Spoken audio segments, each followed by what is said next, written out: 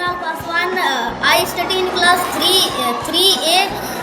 मैं आज व्याकरण का क्वेश्चन आंसर बोलने जा रहा हूँ। भाषा किसे कहते हैं? भाषा बोलचाल तथा लिखने का माध्यम है।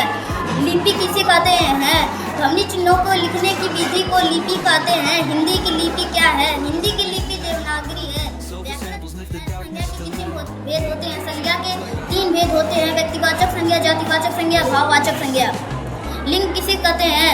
जो शब्द पुरुष अथवा स्त्री जाति का बोध कराते हैं उन्हें लिंग कहते हैं।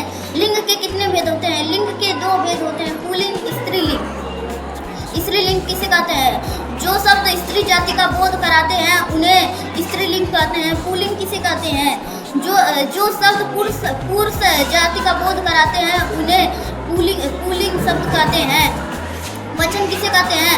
शब्द के जिस रूप से प्राणियों अथवा वस्तुओं की संख्या का बोध होता है उसे वचन कहते हैं। वचन के कितने भेद होते हैं? वचन के 2 भेद होते हैं: एक वचन, बहुवचन। एक वचन किसे कहते हैं? शब्द के जिस रूप से उसकी एक संख्या हो उसे एक वचन कहते हैं। बहुवचन किसे कहते हैं? शब्द के जिस रूप से उसकी एक से अधिक संख्या हो उसे बहुवचन कहते हैं। सर्वनाम किसे कहते हैं? जो शब्द संज्ञा के स्थान पर प्रयोग किए जाते हैं उन्हें सर्वनाम कहते हैं।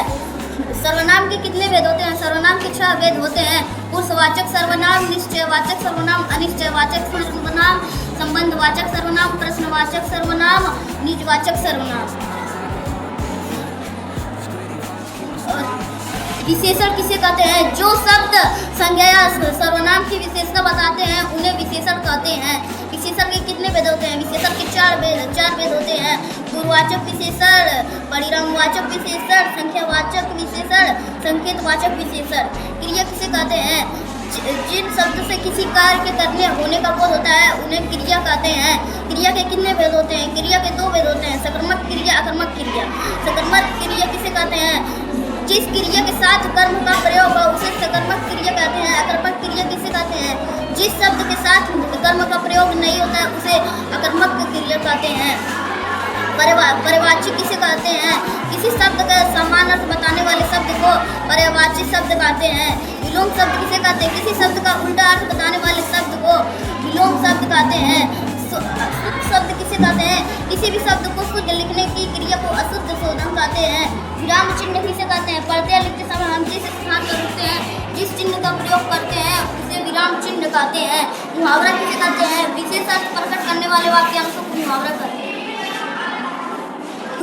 Thank you.